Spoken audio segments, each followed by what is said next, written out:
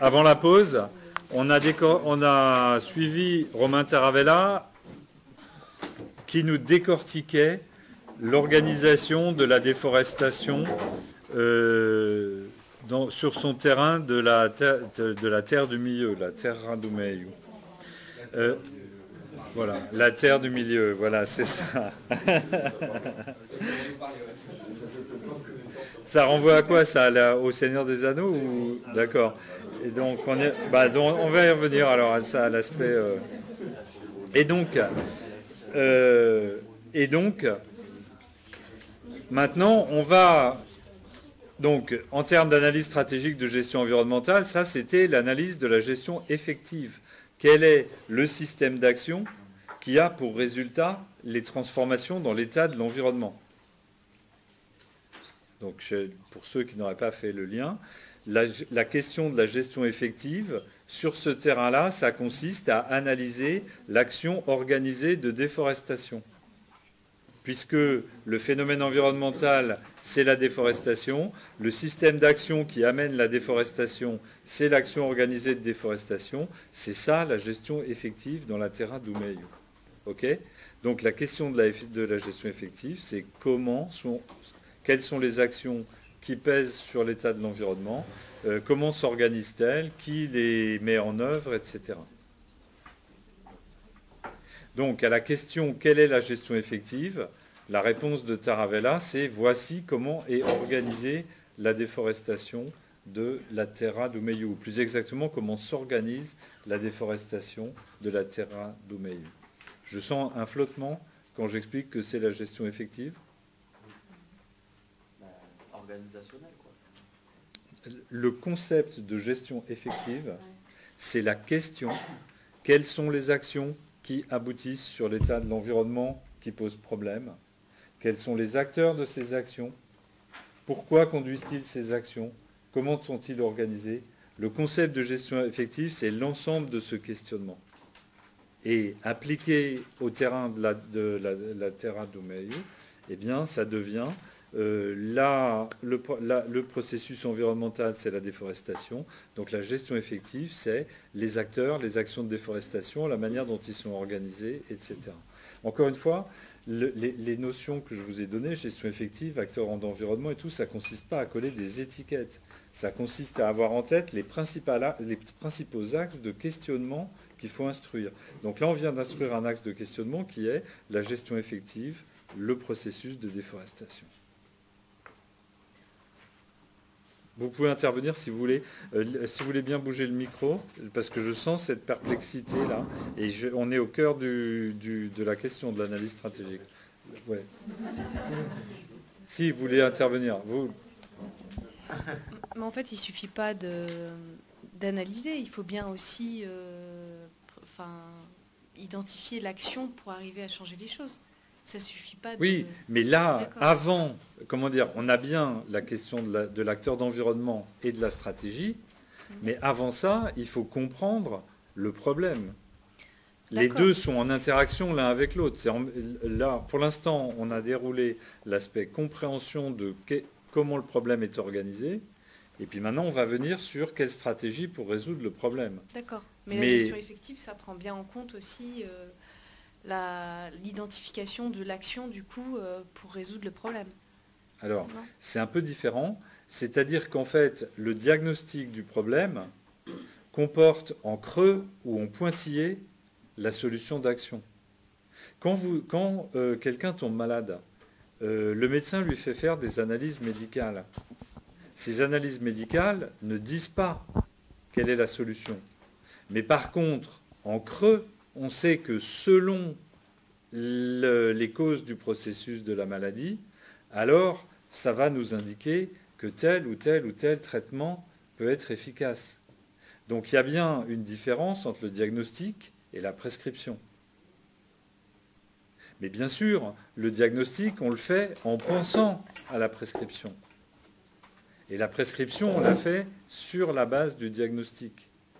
Mais il faut bien avoir les idées claires sur le fait que le diagnostic, c'est le diagnostic. Comprendre quel est le processus qui pose problème, c'est très important. Comment il fonctionne vraiment dans le détail. Est-ce que ça vous satisfait la réponse ou je pense qu'il faut aller au bout là C'est-à-dire que c'est une notion assez subtile. Le diagnostic ne consiste pas à dire quelle doit être la prescription. Il ne consiste pas non plus juste à se demander tiens, qu'est-ce qui se passe. Il consiste à analyser ce qui se passe en espérant que cette analyse puisse être utile pour fonder les prescriptions. Donc si vous faites une analyse biologique chez un patient qui est malade, vous faites juste une analyse biologique, vous répondez à des questions biologiques. Mais vous avez posé des questions parce que vous savez qu'elles peuvent avoir une importance pour la définition du traitement derrière. Donc il y a bien une relation dialectique entre les deux, mais les deux ne se confondent pas du tout. Les deux sont deux démarches qu'il faut conduire en parallèle.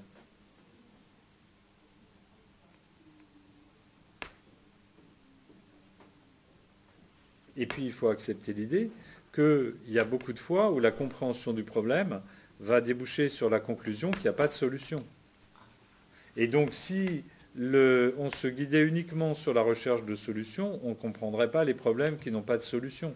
C'est une des raisons pour lesquelles il y a plein de problèmes publics qu'on a un mal fou à comprendre. C'est parce que, comme on pose le problème en termes de solutions acceptables ou inacceptables, du coup, on s'interdit d'avoir une discussion informée et profonde sur les problèmes.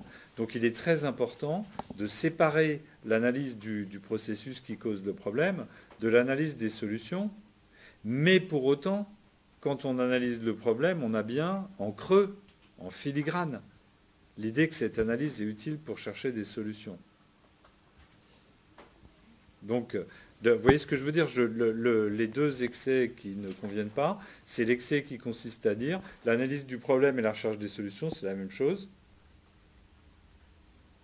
Ou bien les solutions qui disent comprenons le processus, peut-être que ce sera utile à quelqu'un pour trouver une solution, c'est-à-dire d'analyse du processus qui n'a pas en tête les questions qui seraient utiles pour des solutions. Donc une autre manière de le dire, ce serait l'analyse du problème se fait en regard d'une réflexion par ailleurs pour éclairer un acteur qui cherche une solution.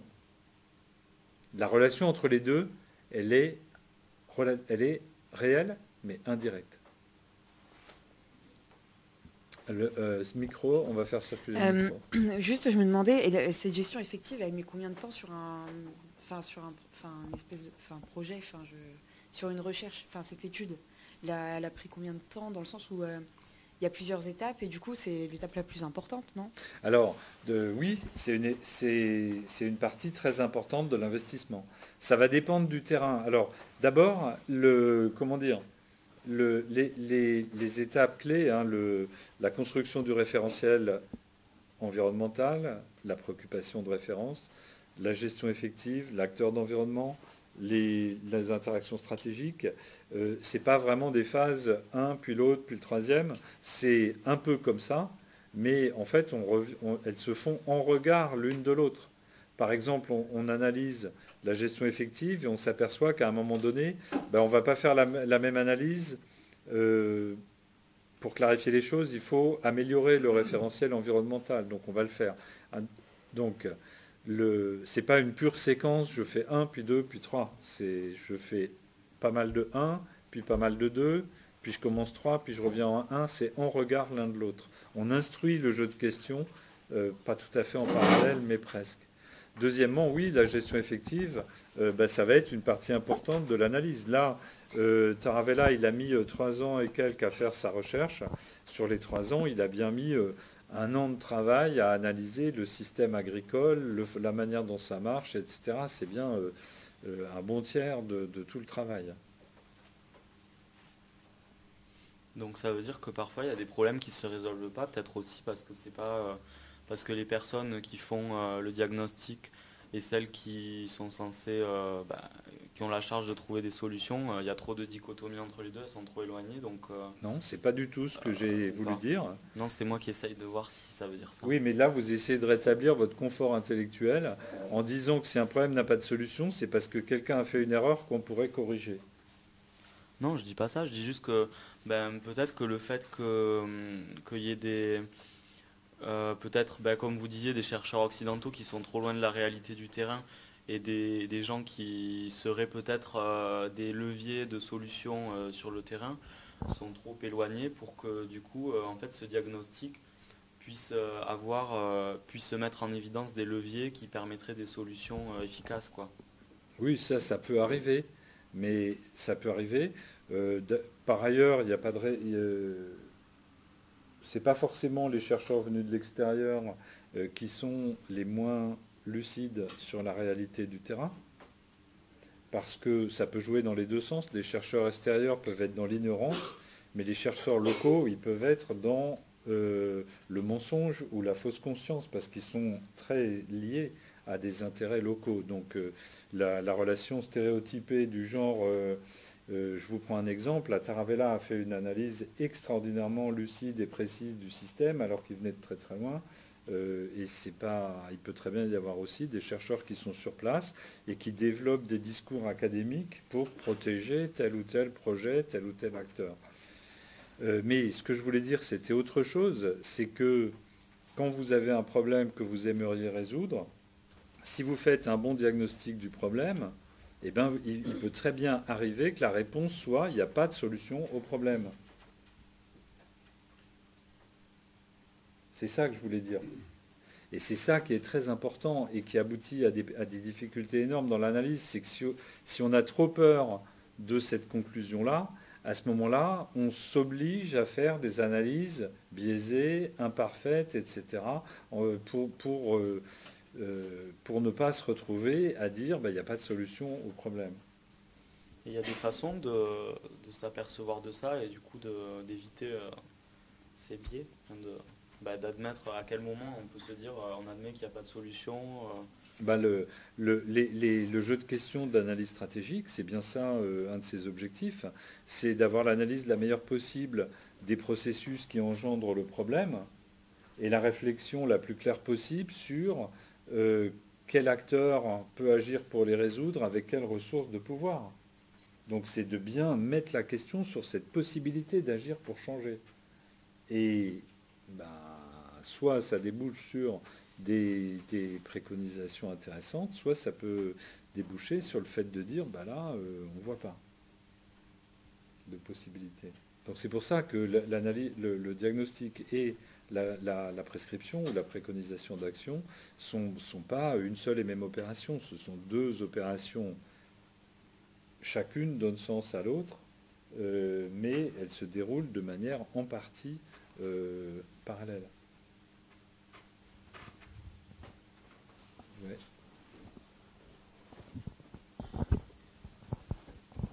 Merci.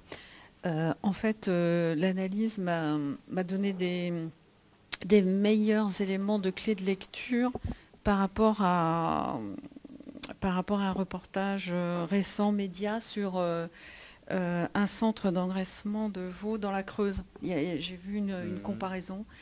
Et donc l'alerte, l'alerte média, elle provenait des riverains en fait. Et le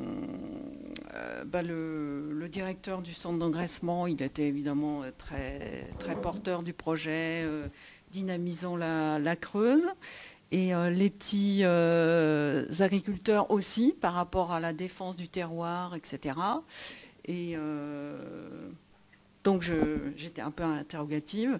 Et en fait, je pense que par rapport à cette analyse appliquée, il devait y avoir un réseau en fait organisé de débouchés pour les agriculteurs. Par exemple. Voilà, ouais. Et donc, ça renvoie, quand on parle dans l'analyse stratégique de l'importance du secteur, c'est qu'il existe des solidarités organisationnelles, techniques, politiques, syndicales, etc., qui sont absolument fondamentales, et que tous les raisonnements qui sont du genre, un tel, il gagne 10 centimes par kilo, donc j'ai qu'à rajouter 10 centimes par kilo de subvention s'il produit un peu autrement, et hop, il va changer.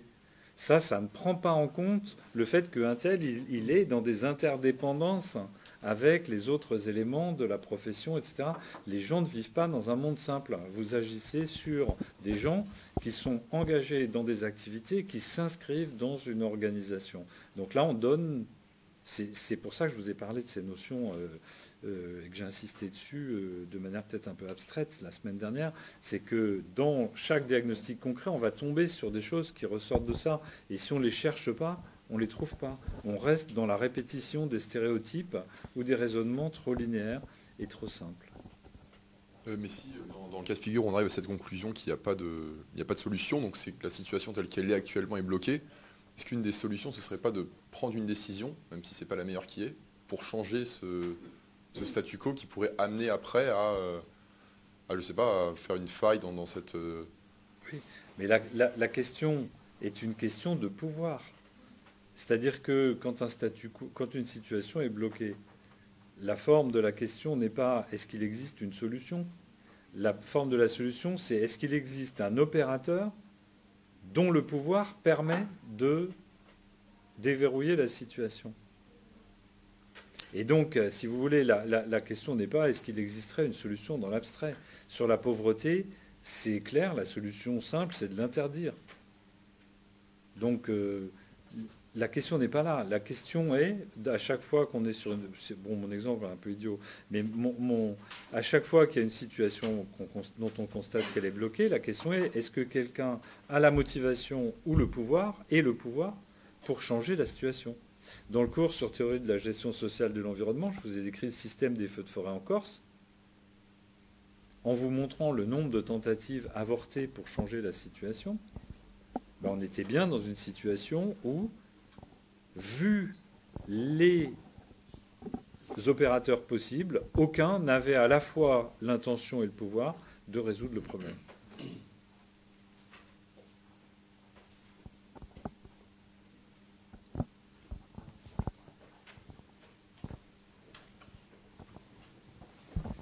Peut-être dans le prolongement de mon idée, par exemple, est-ce que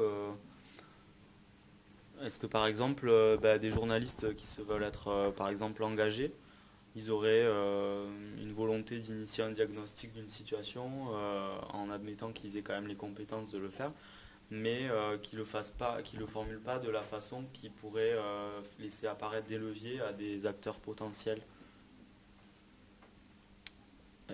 Encore une fois, vous posez la question sous la forme, est-ce que le fait qu'on ne voit pas la solution ne vient pas de quelqu'un qui a fait une erreur quelque part? Non, pas forcément, dans juste la formulation du diagnostic. En fait, oui, mais ce que vous dites, c'est est-ce qu'il n'y a pas des cas où on ne voit pas la solution parce qu'il y a une erreur dans la formulation du diagnostic? Oui, mais il y a beaucoup de cas où on ne voit pas la solution parce qu'il n'y a pas de solution.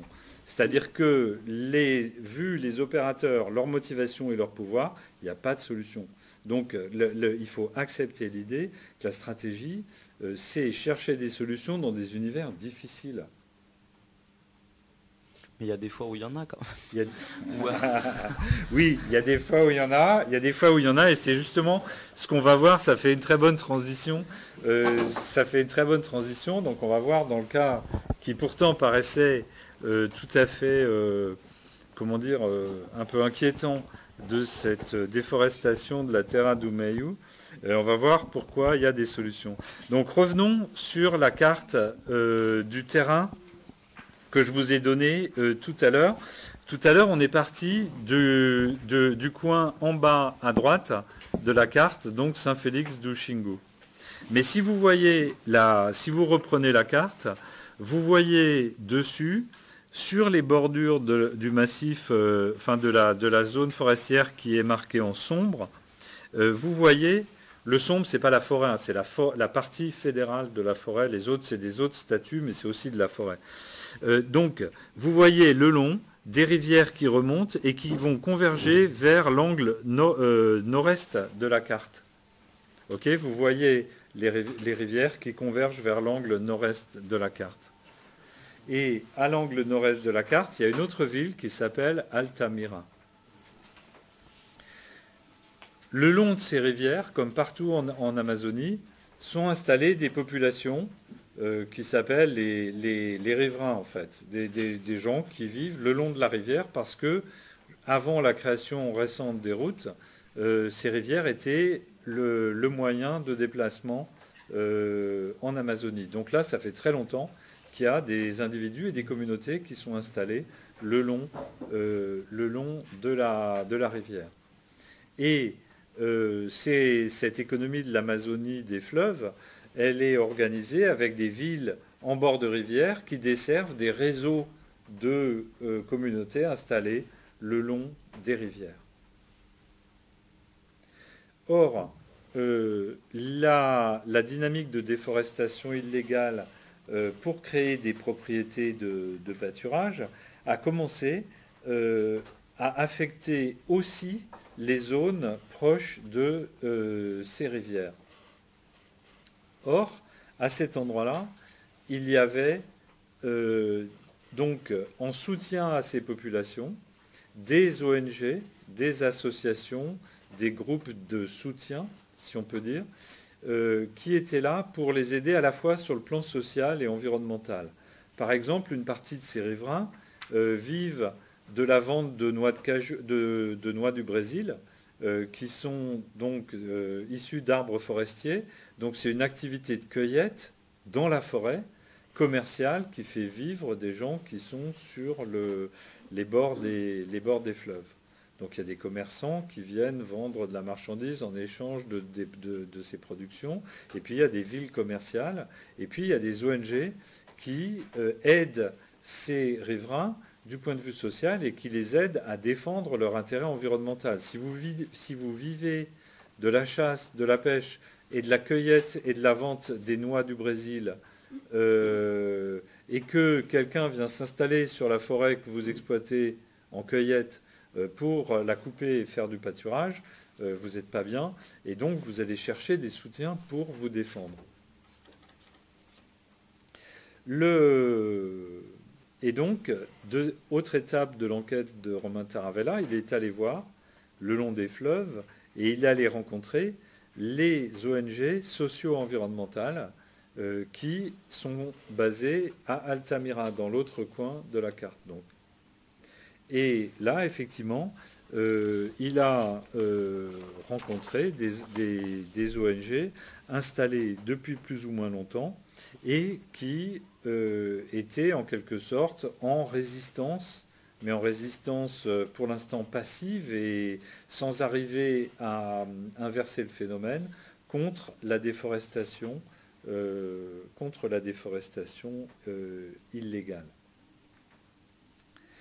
Là-dessus, qu'est-ce que ça veut dire en résistance plus ou moins passive? C'est-à-dire que ces gens écrivaient des articles de journaux protestant contre le problème, écrivaient au ministère pour dénoncer des pratiques illégales, travaillaient avec des chercheurs pour mettre en évidence les processus à l'œuvre et les impacts écologiques.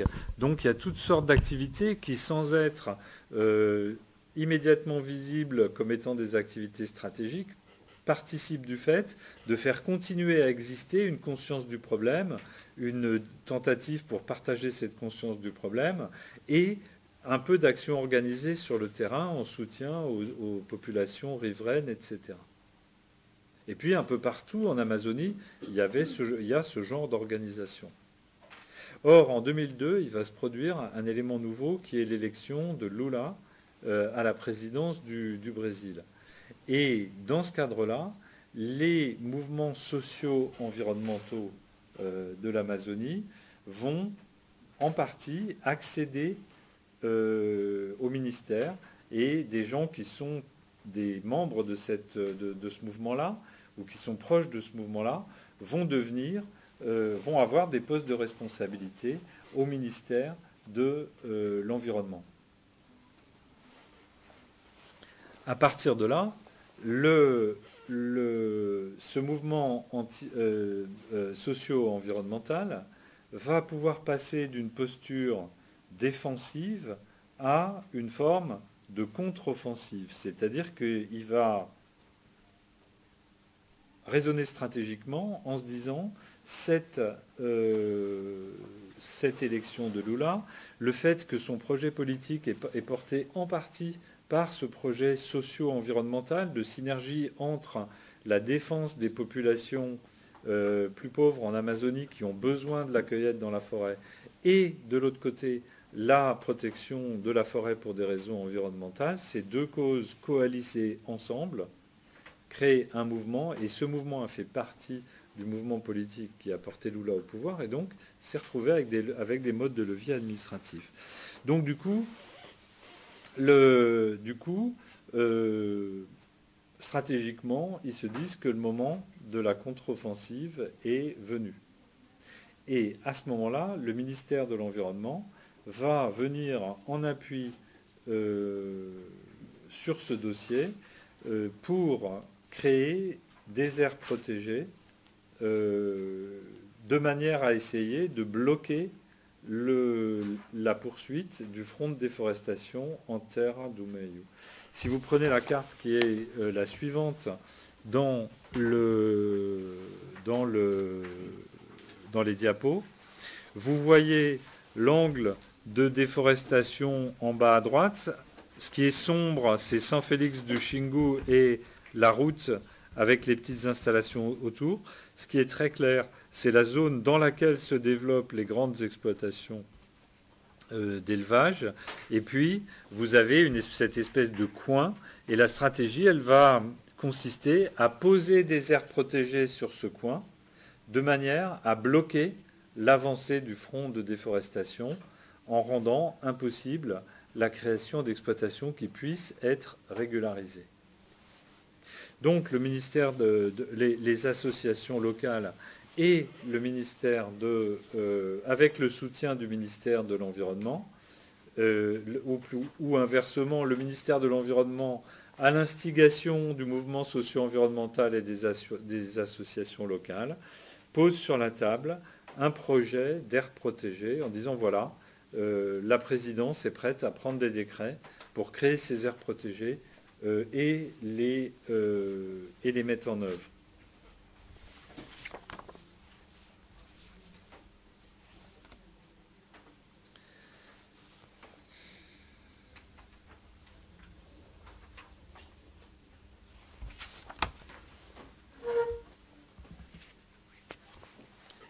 Bien sûr, face à ça, les intérêts ruraux de la déforestation ne vont pas rester inactifs. Et donc, le milieu professionnel, social et politique des déforesteurs de Saint-Félix du Xingu, face à ça, ils vont organiser une forme de riposte. Comment ça se passe ? Le ministère de l'Environnement présente son projet d'aire protégée dans le cadre d'auditions publiques, puisque, un peu comme chez nous, il y a des procédures qui garantissent une forme de participation du public à la décision. Et donc, lors de ces auditions publiques, les ruralistes, c'est-à-dire les intérêts de la déforestation, découvrent les projets d'aire protégée et s'aperçoivent qu'ils ont assez peu de temps pour réagir à ces projets d'aire protégée. Et donc, il y a une sorte de bataille de négociation qui va s'engager, qui est racontée très bien en détail dans le document, entre d'un côté le ministère de l'Environnement et ses soutiens environnementaux locaux, de l'autre côté l'administration chargée de l'agriculture, et puis encore d'un autre côté les milieux des déforesteurs de Saint-Félix du Xingu qui se battent contre ça, mais qui en même temps sont pragmatiques. C'est-à-dire qu'ils s'aperçoivent qu'ils ne peuvent pas, cette fois-ci, faire comme s'il n'y avait rien en face d'eux, et donc qu'il va falloir éventuellement faire des concessions. Et donc, cette négociation, elle va porter sur le périmètre de l'aire protégée, et donc la création d'une aire protégée, ce n'est pas une décision technique, c'est une intrusion politique sur le terrain qui donne lieu à une résistance et à une négociation, et c'est ça qui va déterminer le périmètre de ces aires protégées. Bien sûr, la résistance contre l'implantation de ces aires protégées essaye même de faire échouer entièrement le projet. À partir du moment où il y a eu les auditions publiques, les milieux agricoles de Saint-Félix du Xingu essayent de bloquer l'idée même des aires protégées. À ce moment-là, les les acteurs qui défendent l'environnement, qui défendent la forêt, donc le ministère et les associations socio-environnementales locales, vont s'appuyer, vont prendre comme pivot de leur argumentation l'idée que maintenant que le territoire a commencé à se développer, il y a besoin d'un aménagement du territoire et donc d'une régularisation des situations foncières. C'est-à-dire que tant qu'on est en contexte purement pionnier, d'aventuriers qui pénètrent dans la forêt, etc., on peut se contenter de donner des titres de propriété au coup par coup, mais maintenant que le territoire se structure, avec des zones agricoles, des riverains, des aires indigènes, etc., il y a besoin d'avoir un plan collectivement assumé d'utilisation du territoire. Et donc, les défenseurs des aires protégées vont s'allier avec les forces à l'intérieur du gouvernement qui ont pour mission de créer de l'ordre public et de la bonne gestion administrative et politique du territoire, en disant les aires protégées sont un des éléments de la clarification de l'usage de l'espace et de la planification spatiale qui sont indispensables pour une bonne gestion des infrastructures, du développement au stade où il en est arrivé. Et donc, à ce moment-là, ça va renforcer la crédibilité, le pouvoir et le jeu d'alliance de ceux qui défendent ces aires protégées.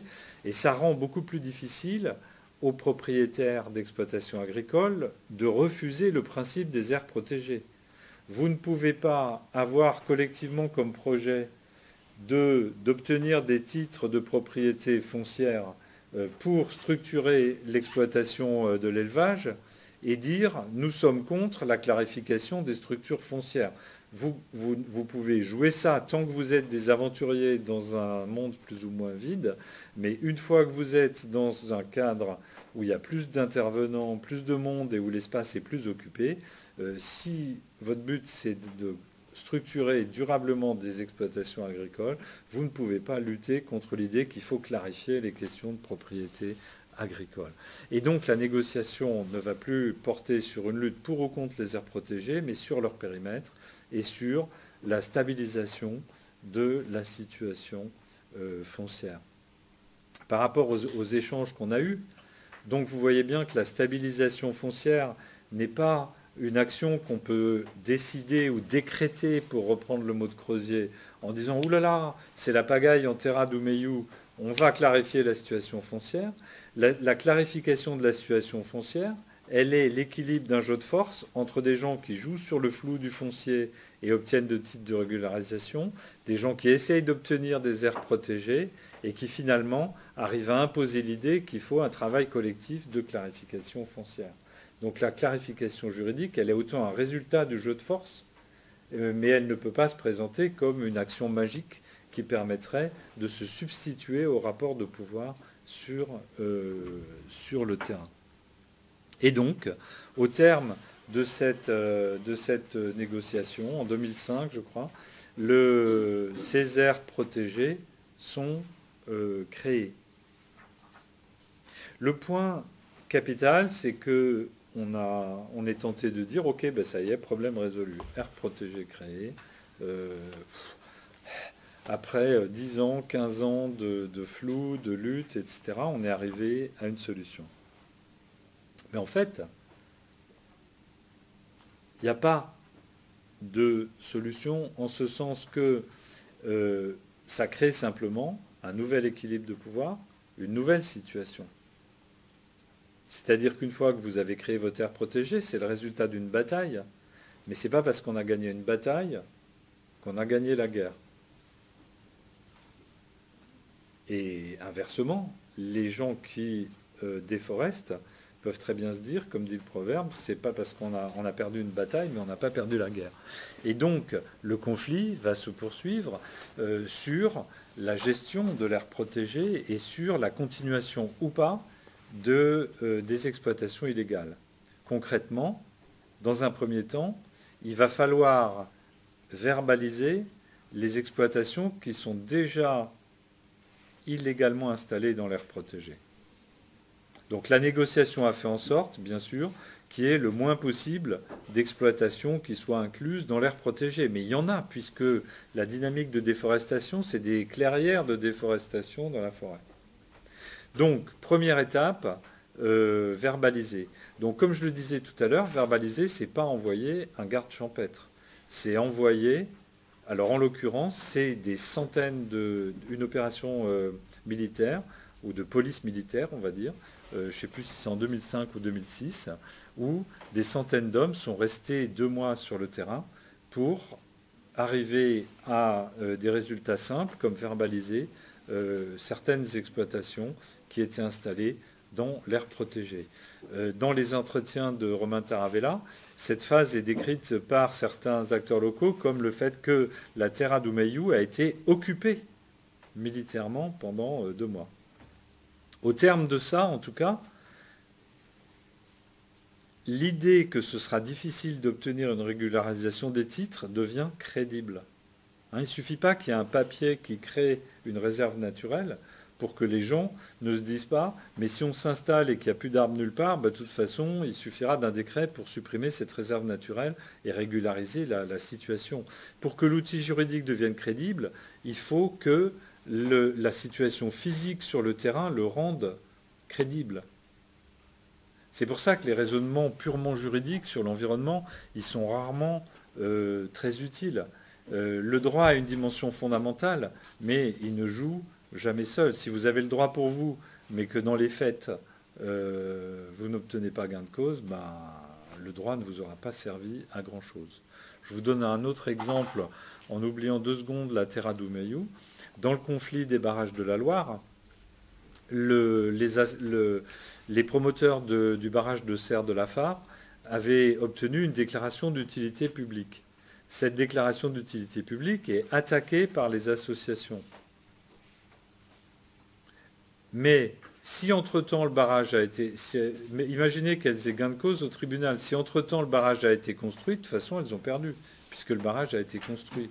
Et donc les associations ont à la fois attaqué au tribunal et occupé le terrain pour empêcher que les travaux puissent commencer de fait. Donc la stratégie, ça consiste à avoir bien conscience que ce qui compte, c'est la réalité de la situation concrète, dans toutes ses dimensions, juridiques, sociales, techniques, militaires, culturelles, etc. Et donc tout raisonnement qui ne repose que sur une dimension n'est pas forcément valable. Donc, première étape, rétablir une effectivité de l'application du droit dans ces réserves. Deuxième étape qui a été importante, il y a eu aussi pour la première fois des actions préventives contre la déforestation. Et ces actions préventives, elles ont consisté notamment à dynamiter les pistes illégales d'aviation dans la forêt. Parce que dans ces zones reculées de la forêt, si vous voulez faire du défrichement illégal, il faut amener les hommes, le matériel, les groupes électrogènes, le carburant, etc. Et pour ça, il faut arriver avec des pistes d'aviation illégales. Et donc, pour la première fois, ces pistes d'aviation illégales ont été repérées et des forces de l'ordre ont été... Mais vous imaginez logistiquement ce que c'est d'envoyer des militaires à 80 km de la route dans la forêt pour dynamiter une piste d'aviation illégale tout en résistant à la résistance éventuelle des groupes qui sont sur place. Donc il y a eu ce type d'opération de police. Et donc, voilà, là, on arrive à un nouvel état du rapport de force qui stabilise une occupation de l'espace, une situation pour un temps. Pour un temps. C'est-à-dire que la solution est trouvée, mais seulement dans la mesure où le rapport de force sur lequel elle repose tient. Le jour où ce rapport de force ne tiendrait plus, la solution ne serait plus une solution. Donc ce qu'on présente comme une solution, ou une résolution du problème, n'est pas une résolution. C'est simplement un constat du nouvel rapport de force, constat dont on peut se dire, OK, ce nouveau rapport de force répond à nos attentes environnementales, pour l'instant, tant qu'il tient. Et puis il pourrait peut-être y répondre encore mieux si ce rapport de force bascule encore plus en notre faveur et par exemple qu'on puisse reforester des parcelles qui avaient été déforestées. Mais ce qu'il faut bien voir, c'est que quand on accepte de regarder la dimension organisationnelle, la dimension de pouvoir, l'état des choses n'est pas un résultat statique, mais le résultat statique d'un jeu de force de pouvoir qui, elle, reste dynamique sans arrêt, c'est-à-dire qu'ils sont tout le temps en tension les unes avec les autres.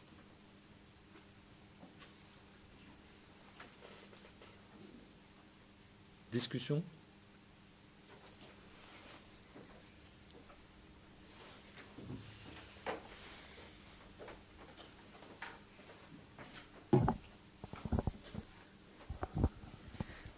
C'est juste, je m'interroge sur le fait que là, c'est l'élection de Lula, du coup, qui a permis tout cet enchaînement. Donc, en fait, c'est un peu du hasard. Et en quoi, là, il y a de la stratégie là, il y a un passage, super question, il y a un passage magnifique dans la thèse de Taravella qui s'appuie sur Clausewitz. Je vous avais dit, quand je vous ai parlé de stratégie, je vous ai dit ma tristesse que parmi les jeunes chercheurs que j'ai encadrés ou avec qui j'ai travaillé, il n'y en a pratiquement aucun qui avait capté l'intérêt des écrits stratégiques comme ceux de Clausewitz. Vous voyez qui est Clausewitz ? Karl von Clausewitz, c'est un général prussien qui a très mal digéré la défaite devant les troupes napoléoniennes, qui lui-même a participé, si on peut dire, à la débâcle, et qui ensuite a théorisé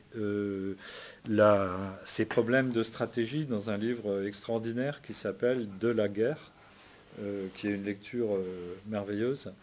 Et donc Taravella s'appuie notamment là-dessus et sur d'autres écrits de stratégie pour analyser cette situation environnementale. Une des caractéristiques de Clausewitz par rapport à d'autres auteurs sur la stratégie, c'est que lui, il insiste énormément sur l'aspect d'incertitude, de surprise et donc de chance qui existe dans la guerre. Vous vous rappelez qu'on a parlé de la complexité la semaine dernière. Vous agissez dans un contexte où il y a des effets émergents, donc vous ne maîtrisez pas tout ce qui se passe, il y a des grosses incertitudes, il y a des phénomènes aléatoires, etc. Et donc, il explique très très bien dans son texte que la stratégie repose en grande partie sur l'exploitation d'événements aléatoires. Et au moment où un événement se produit, pourquoi c'est stratégique ? Parce que vous étiez déjà prêt, vous aviez déjà des intentions et des projets, et que au moment où ça se produit, vous êtes en mesure d'agir rapidement pour utiliser ce hasard dans une décision instantanée. Donc Clausewitz, il décrit ça dans les contextes militaires, et là Taravella le transpose dans ce domaine-là.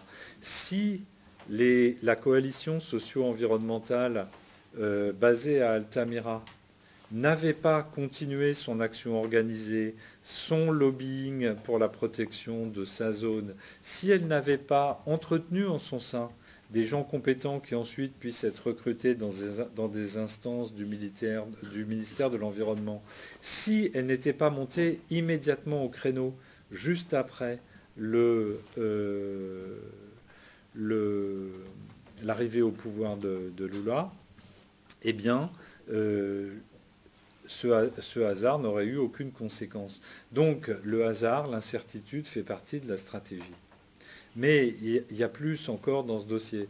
C'est que la stratégie, elle exploite aussi des éléments aléatoires. Et dans le dossier de la stratégie de cette Terra do Meio, il y a une religieuse qui a été tuée par le groupe d'intérêt des déforesteurs parce qu'elle défendait des acteurs sociaux du système des rivières, je crois, du bord de rivière. Et donc, le meurtre de cette religieuse a fait un scandale international parce que je crois que c'était une religieuse américaine. Et donc, le gouvernement brésilien nouveau s'est appuyé là-dessus pour justifier l'arrivée de militaires sur la zone, ce qui a permis de faire passer la pilule de la mise en œuvre de la protection des aires protégées. Donc là aussi, on a l'exploitation stratégique d'un phénomène aléatoire pour faire avancer un élément d'agenda. Sortons 2 secondes de l'Amazonie. Chaque fois qu'il y a un épisode de pollution, vous voyez les acteurs stratégiques qui luttent contre la circulation automobile sortir leurs argumentaires, leurs projets, annoncer des textes de loi, etc. Donc, les éléments de surprise, les éléments aléatoires, les retournements de situation ne sont pas du tout une mince variation sur la stratégie, mais font partie intégrante du raisonnement stratégique et de l'action stratégique. Et notamment, l'autre point clé qui est bien exploité par Taravella, c'est aussi la notion de contre-offensive. C'est-à-dire que quand vous lisez les écrits militaires, un des points clés de la stratégie, c'est qu'au début, l'offensive a l'avantage. Parce que vous avez celui qui attaque, il est bien regroupé, il est super déterminé, donc ça lui donne des avantages. Mais si il gagne, il avance, il occupe du territoire, et en faisant ça, il se disperse, il se fatigue. Et donc, il devient plus vulnérable. Pendant ce temps-là, ceux qui, au début, ont été pris de court, se retrouvent de plus en plus concentrés, de plus en plus motivés, parce qu'ils voient bien que si une contre-attaque passe, ça va poser problème. Et donc, l'attaquant devient vulnérable à la contre-attaque. Et donc, il y a un concept qui est ce qu'on appelle le point culminant de l'attaque. Le moment où l'offensive perd son avantage structurel, et où, à ce moment-là, elle devient vulnérable à la défensive. Transposons sur un plan un peu plus politique. Imaginez que vous arrivez en France à détruire la moitié d'une région de bocage. Vous détruisez le bocage sur la moitié de la région de bocage. Ok, vous êtes sur l'offensive. Vous coupez des haies, vous installez de l'agriculture intensive, etc. Et puis, si vous allez jusqu'au bout, il y a un moment où vous allez faire la destruction de trop, etc., qui va d'un seul coup vous rendre visible dans l'opinion publique, galvaniser les gens qui sont en face de vous, montrer aux gens qui jusque-là étaient facilement calmés par des arguments qui disent oui, il faut bien un peu de protection et un peu de développement économique, qu'il y a une limite qui a été franchie, et à ce moment-là, on peut arriver à un point de basculement. Donc là aussi, il y a à la fois une dimension de hasard, mais aussi une dimension d'effet émergent, des dimensions de retournement, et c'est bien la prise en compte de tous ces éléments-là qui rentrent en ligne de compte dans la stratégie. La stratégie, ce n'est pas juste un plan d'action pour dérouler une prise de territoire ou la création d'aires protégées, etc. On joue sur de l'incertain, du complexe, donc de l'incertain, des retournements, etc. Donc cette question-là, elle est effectivement très intéressante et les passages de la thèse là-dessus de Taravella sont tout à fait passionnants. D'autres questions ?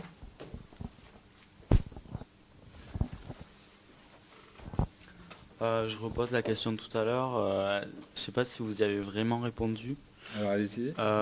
Est-ce que les investisseurs dont vous avez parlé, ils sont étrangers ou pas ? Alors la plupart d'entre eux viennent d'une autre région du Brésil.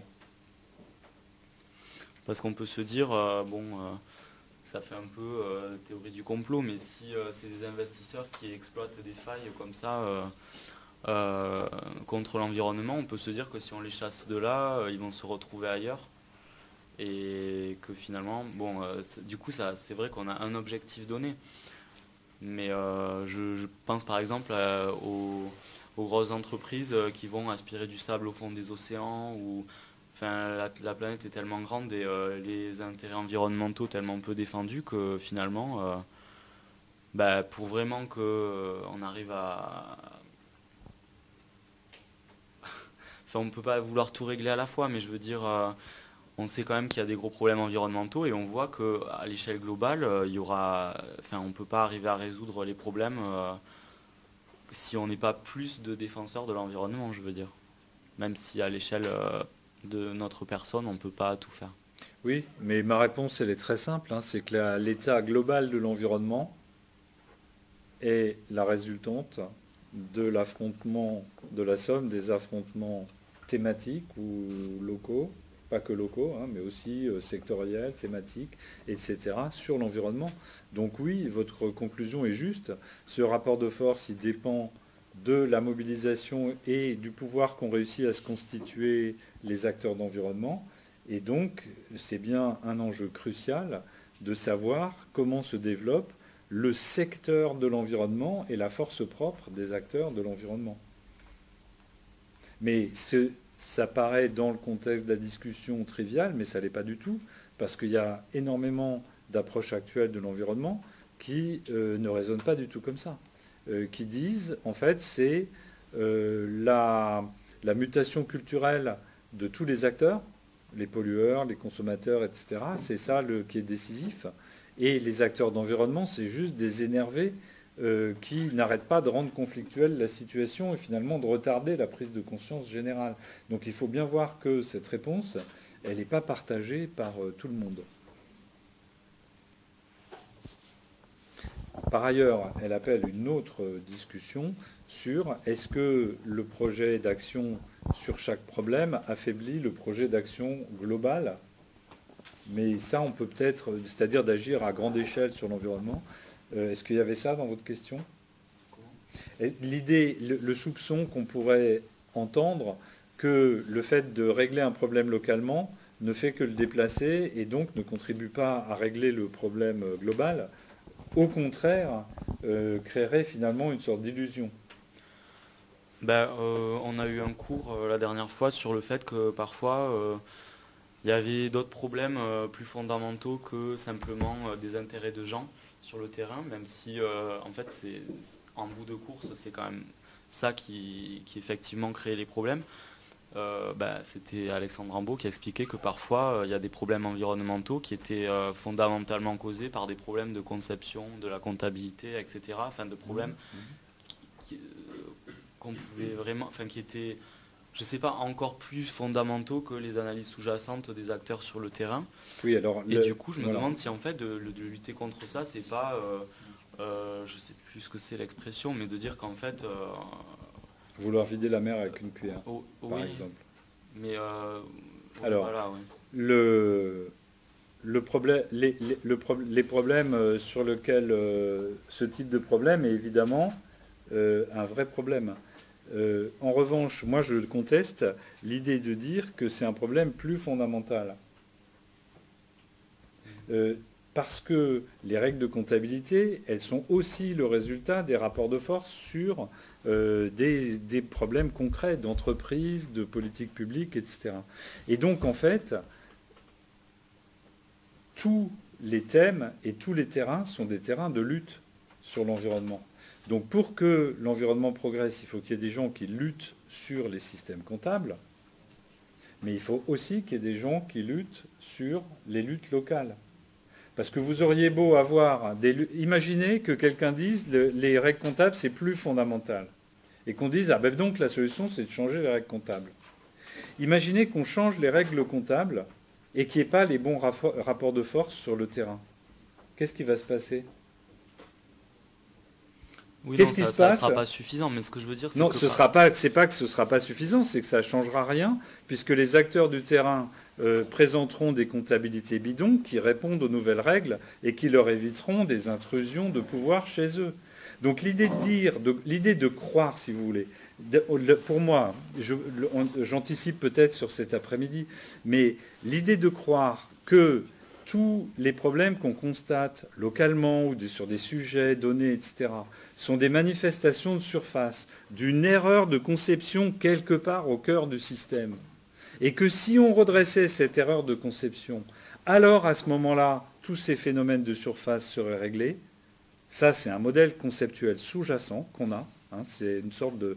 C'est le schème herméneutique dont je vous parlais lors du cours Théorie de la gestion sociale sur l'environnement. Cette croyance que les problèmes concrets ne sont que les phénomènes de surface d'un péché central, que ce soit les règles de comptabilité ou capitalisme ou quoi que ce soit d'autre, ou une culture anthropocentrée. Il y a plein de gens qui croient qu'ils ont trouvé le point focal du problème. C'est ce modèle-là de l'action, je pense, est problématique en lui-même. Parce que ce qu'ils ne réalisent pas, c'est que si vous changez cet aspect-là, il y a d'autres aspects du système qui vont se réadapter. C'est comme en écologie, croire que si vous installez quelque chose, ça va rester comme ça et que tout le reste va bouger. Non, parce que tout le reste va réagir et changer aussi.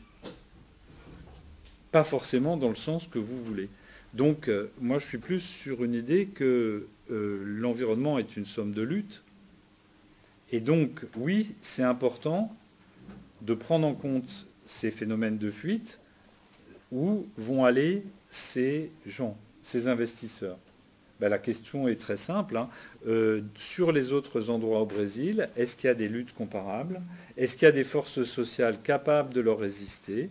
Est-ce que les acteurs de la politique publique prennent en compte ou pas ça dans leur action stratégique? Il n'y a rien d'automatique là-dedans. Vous voyez ce que je veux dire? Il n'y a pas de traitement automatique possible du problème. Le problème, c'est que les rapports de force, ils se déplacent d'un endroit à l'autre et ils se jouent en même temps à plein d'endroits.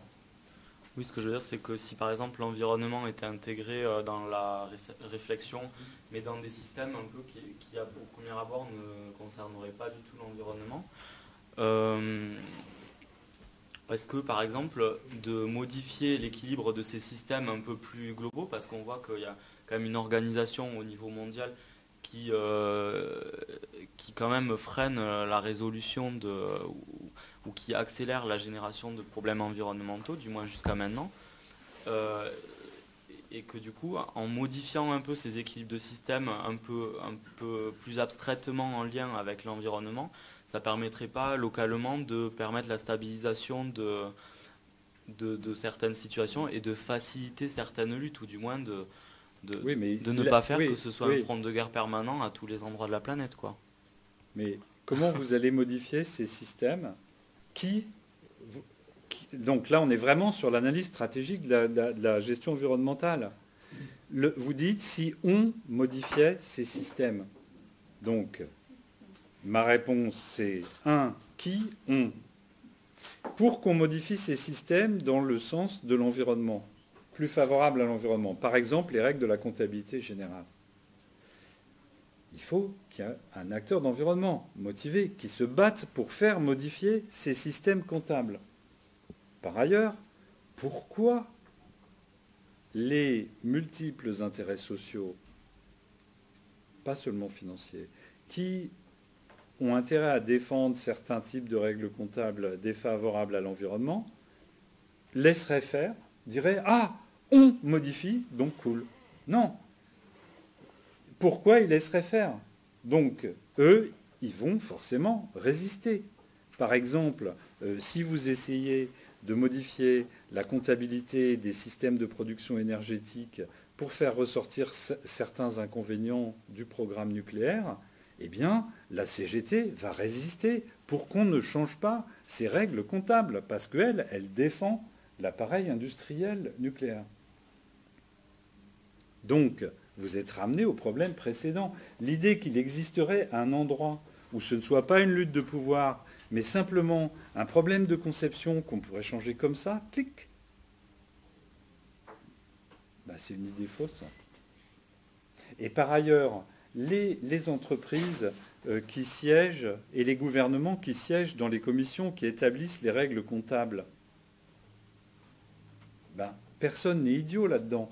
Vous dites, pour changer les règles, pour favoriser les acteurs d'environnement au niveau local, il faut changer les règles comptables. Ben oui, ils ne sont pas plus bêtes que vous. Ils se rendent bien compte que les changements de règles comptables vont être liés à leurs intérêts locaux. Et dans la négociation sur les règles comptables, ils vont apporter, eux, la connaissance de leur situation locale et tous les acteurs locaux qui sont derrière eux, les millions de personnes qui veulent défendre certains types de production, etc. Et donc, ils vont se battre avec eux pour que les règles comptables les arrangent. Et donc, l'état actuel des règles comptables, il n'est pas le fruit d'une erreur où on aurait oublié d'intégrer l'environnement ou d'autres choses. Il est le reflet du rapport de force de milliers de luttes locales entre des entreprises, des pouvoirs publics, des associations, des syndicats, etc. Mais je me dis, comme c'est des aspects, par exemple la comptabilité, qui sont très très déconnectés du terrain et très abstraits pour des gens qui s'occupent de l'environnement, est-ce que c'est pas... du coup, je me dis c'est un domaine sans trouver la solution conceptuelle ou quoi, mais du moins qu'on en ait un peu plus conscience. J'ai l'impression que c'est une sorte de frein quand même globalement, parce que c'est en fait c'est des choses tellement abstraites. C'est comme par exemple quand on dit le problème dans l'euro et dans l'Europe, c'est que la Banque centrale européenne n'est pas indépendante. Mais ça, pour les gens sur le terrain, c'est hyper abstrait et ils ont du mal à faire le lien. Donc je me dis, est-ce qu'il n'y a pas aussi alors, je retraduis ce que vous dites. Je retraduis ce que vous dites. En fait, ce qui se passe, c'est que Alexandre Rambaud, encore une fois, dont j'apprécie énormément le travail de recherche et l'action, et son directeur de thèse, Jacques Richard, c'est des combattants de la cause de l'environnement. Et ce qu'ils nous disent, c'est simplement qu'il faut porter le combat aussi sur le terrain de la définition des règles de comptabilité générale. Ils nous disent rien d'autre. Eux sont l'acteur d'environnement qui porte la cause de l'environnement dans les négociations institutionnelles permanentes sur la définition des règles de la comptabilité générale des entreprises. Et donc, l'argument « c'est un phénomène plus profond ou plus important » ne dit pas autre chose que mon combat est plus important que les autres combats. Et à mon avis, ça ne dit pas autre chose que je suis hyper motivé, ce que je fais, c'est super important. Ce que je suis tout à fait prêt à leur reconnaître. Donc c'est très important qu'il y ait des gens qui se battent sur ce terrain-là. Mais ça enlève zéro pertinence au fait que c'est très important aussi qu'il y ait des gens qui se battent dans les entreprises, sur le terrain, dans les territoires, etc.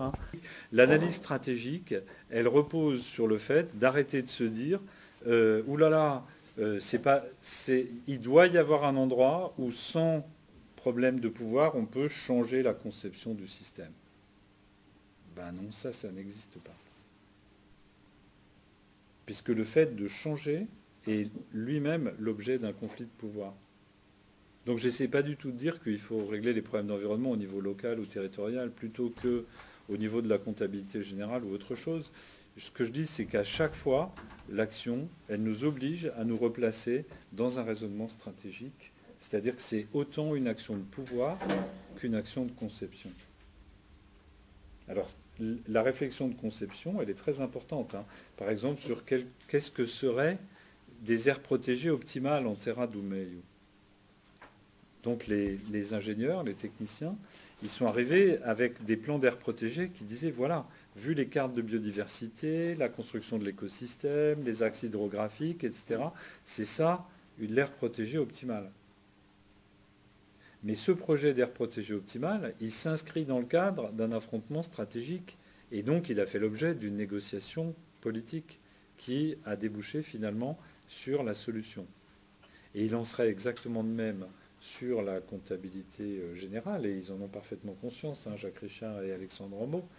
Eux, ils proposent une conception théorique optimale de la comptabilité générale pour prendre en compte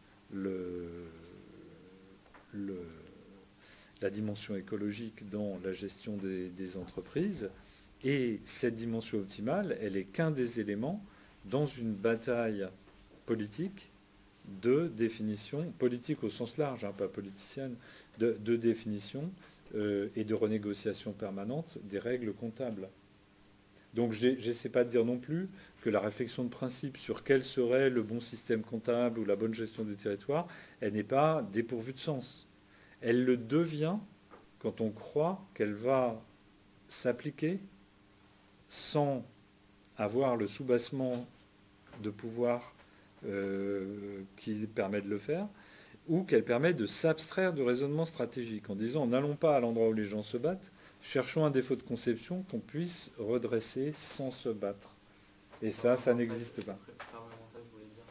Je comprends, mais le raisonnement sous-jacent, après la question c'est où est-ce que je pense qu'il est important de se battre? Vous êtes d'accord avec ça? Ce que je me disais, c'est peut-être augmenter la diversité des secteurs où les environnementaux sont actifs, voilà, pour créer une synergie à une échelle plus globale, mais une synergie parce que je me dis, si on se focalise que sur certains secteurs, sur le terrain vraiment, ben, Oui, alors la synergie. Revenons au cas de Terra do Meio et on va retrouver cette synergie. Ah oui, vous avez parlé sans micro en plus, là, quel péché. Donc, cette synergie, c'est précisément ce que je veux dire quand je parle du secteur environnement. C'est que dans l'action de la Terra do Meio, les acteurs locaux, socio-environnementaux qui défendent les Indiens ou bien qui défendent les riverains du fleuve et qui pour ça défendent l'environnement, travaillent en synergie avec le ministère de l'Environnement, avec des ONG internationales qui les financent, avec les organisations de recherche environnementale au Brésil. Et donc, chaque fois qu'on va sur un dossier local d'environnement, on s'aperçoit que l'acteur d'environnement, il est pris dans l'organisation du secteur d'environnement qui va lui apporter des soutiens, des alliances, des ressources, etc. Exactement de la même manière qu'il y a une action organisée pour la déforestation qui repose sur des synergies, il y a de l'autre côté l'action environnementale qui repose sur des synergies qui vont bien au-delà de l'acteur local ou de l'acteur qui n'agit que sur un thème. Donc on n'est pas du tout, et c'est pour ça que la notion de secteur est fondamentale, dans l'idée d'un acteur isolé qui agirait uniquement à son niveau. Chaque acteur agit à son niveau, mais dans le cadre d'une action organisée pour l'environnement. On va retrouver dans l'action et les stratégies de l'acteur d'environnement des synergies, des alliances, etc. Et le secteur de l'environnement est organisé.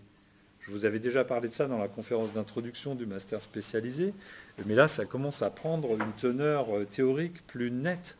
C'est-à-dire que l'on est bien dans l'idée que la lutte se déroule à de multiples niveaux, ou la négociation se déroule à de multiples niveaux, et que chacun la porte sur son thème, dans son cadre. Si vous êtes par exemple chargé d'environnement au sein d'une grande entreprise, eh bien vous avez des relations avec des associations environnementales, avec la presse environnementale, avec le ministère de l'Environnement, et tout ça, ça vous apporte des ressources de négociation pour négocier avec les autres composantes de l'entreprise qui, elles, sont sur d'autres problèmes que le problème environnemental.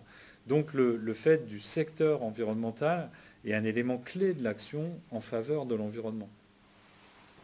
C'est aussi d'ailleurs une des raisons clés du master spécialisé qui articule toujours politique publique et action privée. C'est parce que les deux sont fondamentalement synergiques. Entre l'action des ONG, l'action des pouvoirs publics, l'action des acteurs économiques en faveur de l'environnement, il y a des synergies tout le temps. Et vous avez besoin, vous ne pouvez pas agir en disant « Ok, je suis une ONG, je me fiche du ministère, je me fiche des acteurs économiques ». À un moment donné, très rapidement, vous allez les trouver soit comme des alliés, soit, si vous n'avez pas, si vous ne les avez pas calculés, des concurrents, ou peut-être même des antagonistes. Donc oui, ces synergies sont essentielles et chaque dossier est à resituer dans le secteur environnemental. Donc là, on est bien dans ce cadre-là. L'action sur la Terra do Meio, elle s'inscrit dans un paysage politique plus large. Je l'ai à peine esquissé, la composante socio-environnementale intégrée dans le ministère de l'Environnement. Ailleurs, il y a d'autres associations socio-environnementales qui se battent. Et c'est tout le secteur environnement qui finalement est mobilisé sur ce dossier précis.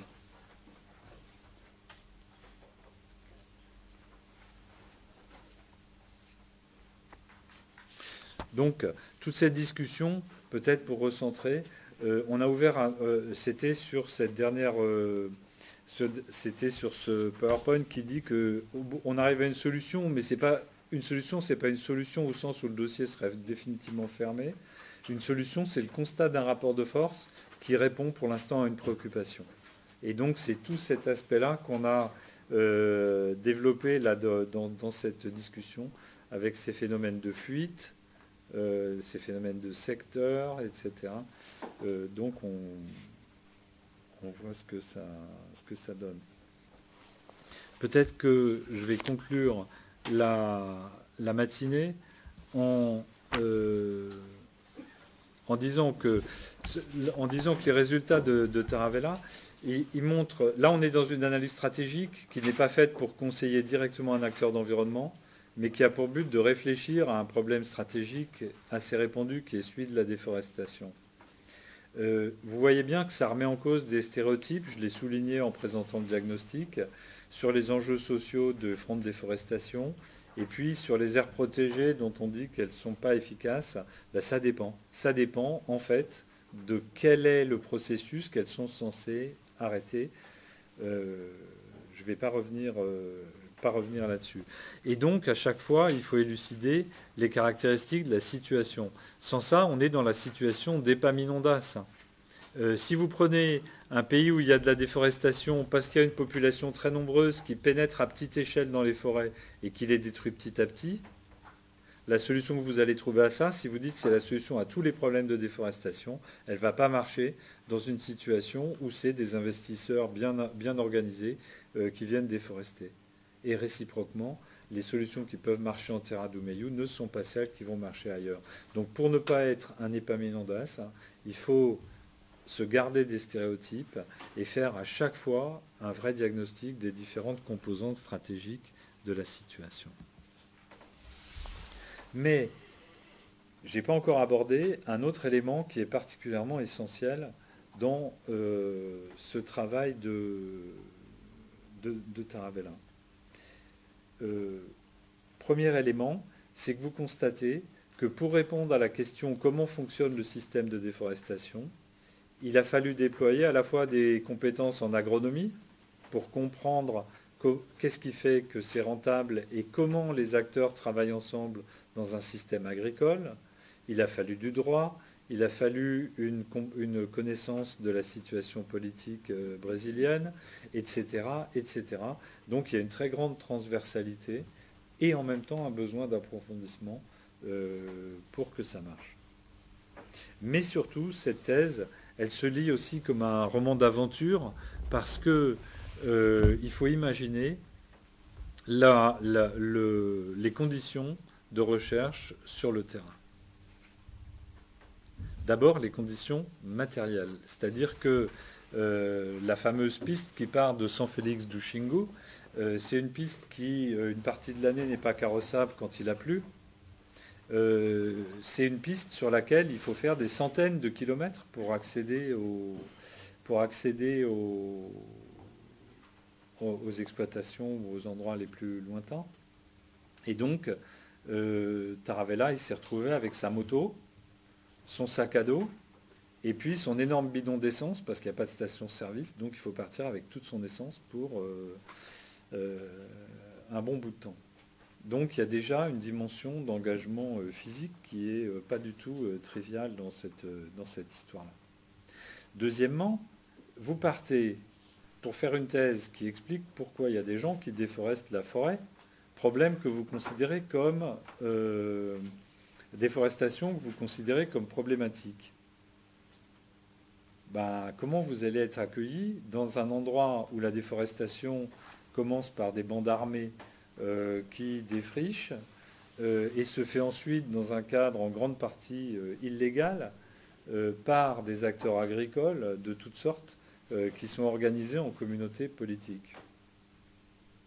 Le résultat, c'est que quand il est arrivé sur le terrain, après une ou deux discussions avec des acteurs qui partageaient son projet, ils lui ont conseillé de ne jamais révéler quel était son projet et ils ne lui ont plus jamais parlé pour pas que les autres puissent le voir parler avec lui.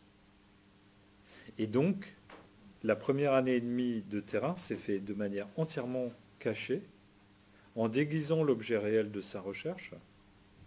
Et donc, il se présentait comme un élève de l'école d'agronomie française qui travaillait sur la résolution des problèmes agronomiques de l'élevage en terre do Meio.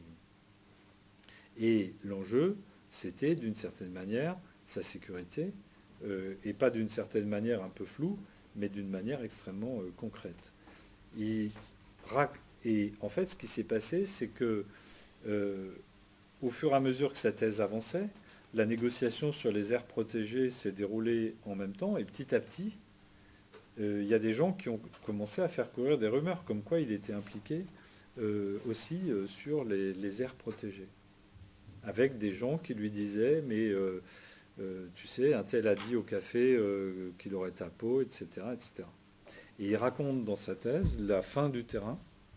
Jusque-là, il n'a pas cédé à ces insinuations, dans laquelle il est en train de dormir dans sa chambre, et de l'autre côté du mur en planche, un coup de feu, le bruit d'un corps qui s'effondre, et c'est un des types qui était victime d'un règlement de compte et qui est mort juste à côté. Et il dit, ok, là j'ai posé mon terrain, j'ai dit, ok, c'est fini, ma démarche de terrain s'arrête là, et il est rentré, et il n'est pas retourné à San Félix du Xingu.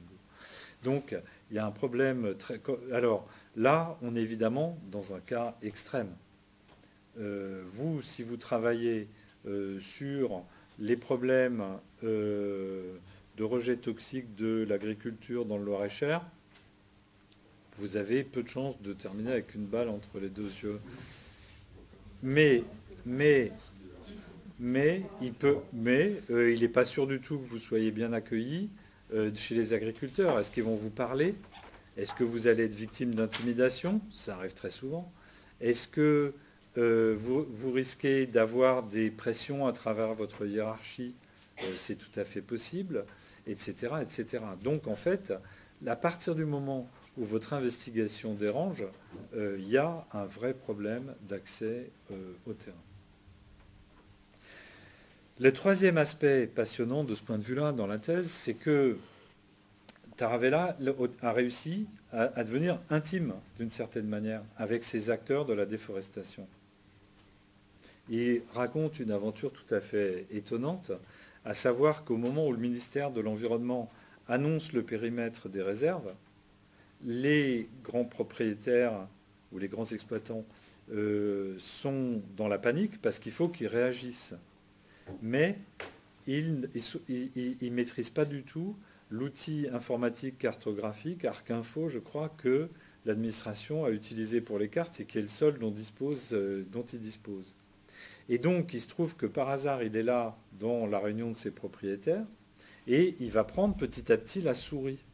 Et en quelques jours, il va devenir le technicien qui traduit en carte les positions des propriétaires dans la négociation contre l'État qui veut imposer les réserves. C'est aussi à cause de cette proximité avec les acteurs qu'il a construite qu'il peut comprendre leur logique et que sa description est à la fois plus réelle, plus précise et apporte des infos extrêmement utiles sur comment fonctionne leur activité. Mais en même temps, quand on travaille avec des gens, on s'y attache. En psychanalyse, c'est le contre-transfert. Dans nos démarches de terrain, il faut avoir conscience que n'importe qui travaille en gestion ou en sciences sociales va insidieusement épouser la cause des gens avec qui il travaille au quotidien et qu'il interroge au quotidien. Je ne connais pas de sociologue qui travaille sur les agriculteurs et qui ne devienne pas un défenseur des pratiques de ces agriculteurs. Dans ce cas-là, ça a pris une forme très spectaculaire, c'est que finalement, ça a été très difficile pour Romain de passer du volet « j'étudie les déforesteurs » au volet « j'étudie les stratégies environnementales ». Pour une double raison. Donc la première raison, c'est cette raison de contre-transfert. C'est-à-dire que vous vous attachez sans le vouloir aux gens que vous étudiez sur le terrain. Même si, à titre personnel, au départ, votre préoccupation était autre. D'ailleurs, je pense que vous avez vécu la même chose à petite échelle dans vos études de terrain, là, en Auvergne.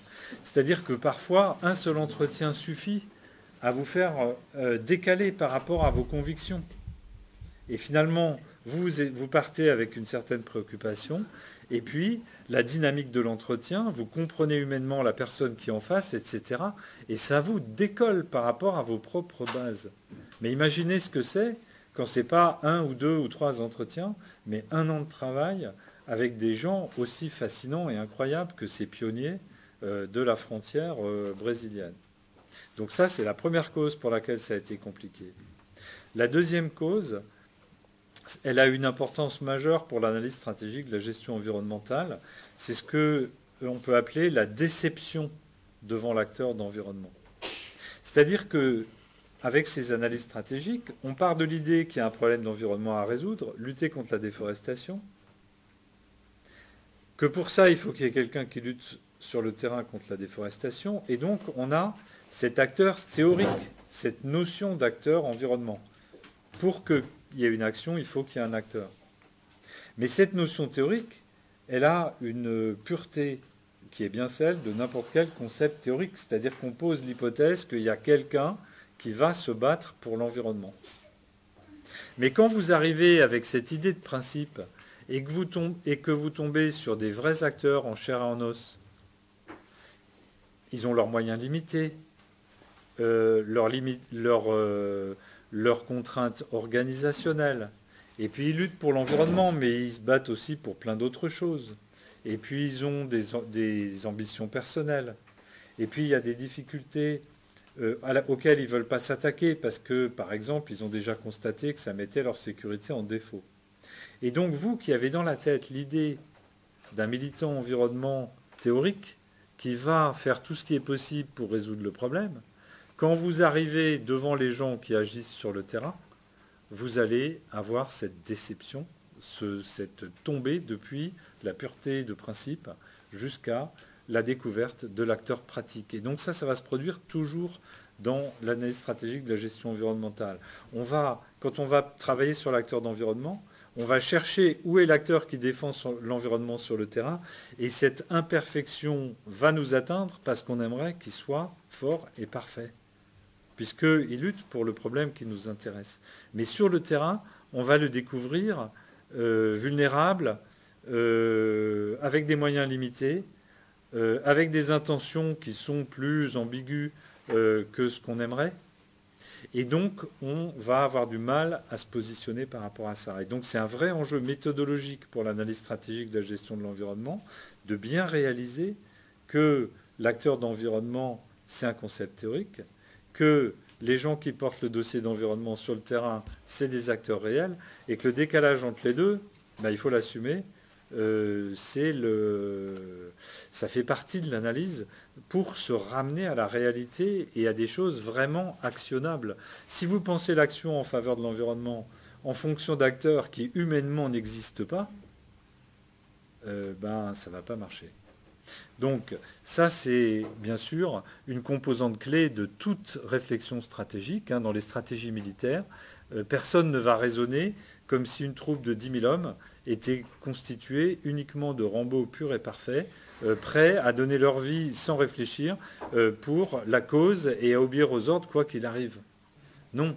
Ce sont des jeunes gens plus ou moins désordonnés, plus ou moins courageux ou trouillards, plus ou moins motivés pour la cause, et donc le raisonnement stratégique, par nature, doit prendre ça en compte. Tout raisonnement d'action qui s'arrête à l'idée d'un acteur parfait, aux motivations pures, etc., ne peut pas fonctionner. Donc, il y a des pages très très intéressantes là dans la thèse qui montrent l'espèce de crise personnelle que ça a été pour lui, pour passer des acteurs de la déforestation aux acteurs d'environnement. Et d'ailleurs, sur le terrain, vous avez vu sur la carte, les acteurs de la déforestation, ils sont à San Félix du Xingu, et les acteurs de la protection, ils sont à 100 ou 200 km de là, à Altamira. Ne serait-ce que parce que de toute façon, en termes de sécurité, ils ne peuvent pas cohabiter dans la même ville. Donc la tension structurelle du conflit environnemental, elle se traduit aussi dans une disjonction spatiale. Et dans la thèse, pour passer de San Félix du Xingu à Altamira, c'est toute une transformation et une aventure. Et Taravella a une très bonne formule, il dit en fait ce cadre théorique, il est schizogène. Parce que le chercheur lui-même, ou l'analyste lui-même, il est obligé de se rendre compte que lui-même, il est pris dans ce qu'on a vu tout à l'heure au sujet de l'État. La schizophrénie. Moi, j'ai un souci d'environnement. Mais quand vous aurez parlé pendant plusieurs heures avec l'agriculteur qui cause le problème d'environnement, vous allez voir aussi son point de vue. Et là, comme vous le comprenez humainement, quand vous voyez que si vous étiez à sa place, vous feriez sans doute la même chose que lui, et bien à ce moment-là, vous vous sentez schizo. Et donc le fait d'avoir ce cadre théorique qui est super clair sur une préoccupation vous met en situation d'être obligé d'assumer, de confronter, on dirait en anglais, la schizophrénie fondamentale du système, c'est-à-dire le fait qu'on a beaucoup de problèmes à résoudre et qui sont en partie contradictoires les uns avec les autres.